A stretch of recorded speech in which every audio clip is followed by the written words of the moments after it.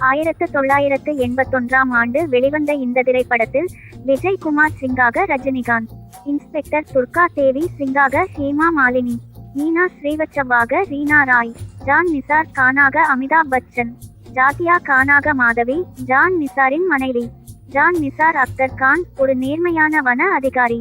தன் மனைவி ஜகியா, சிறுமி நீலுவுடன் மிகச் சாதாரணமான வாழ்க்கையை வாழ்ந்தார்.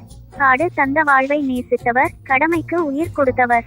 ஒரு நாள் வழக்கம் போல பணியில் இருந்தபோது சந்தன மரங்களை சட்டவிரோதமாக வெட்டிக்கொண்டு இருந்த ராம் குப்தா என்ற கடத்தல் குழுவினரை அவர் எதிர்கொண்டார். கடமை உணர்வுடன் குப்தாவை தடுக்க முயன்றார் கான். ஆனால் குப்தா தன் தீய திட்டத்தை முன்னெடுத்து தன்னைத்தான் கான் கொன்றதாக போலீஸ் சாட்சி தயாரித்தான். அந்த சதி வெற்றியடைந்தது. நீதிமன்றம் குப்தாவின் மரணத்தை உண்மையாக ஏற்று கானுக்கு 20 வருட சிறை தண்டனை விதித்தது. கான் சாவகாசமின்றி சிறையில் அடைக்கப்பட்டார். அதே சமயம் சமூக அவமானத்தால் தாங்க முடியாமல் ஜகியா தன் சிறுமி நீலுவுடன் தற்கொலை செய்து கொண்டார். 20 வருடங்கள் கழித்து கான் சிறையிலிருந்து வெளியே வந்தார். வீடு இல்லாதவன், குடும்பம் இல்லாதவன், உலகம் அவனை மறந்துவிட்டது.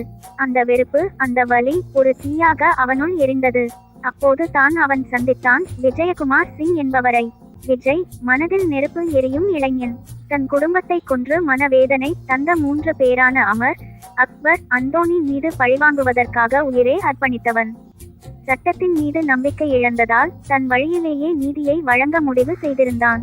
அதே சமயம் அவன் சகோதரி துர்கா போலீஸ் அதிகாரியாக பணியில் சேர்ந்திருந்தாள், தம்பியின் மாறான பாதையில். அவள் சட்டத்தின் வழியே அந்த மூவரையும் சிக்க வைக்க விரும்பினாள்.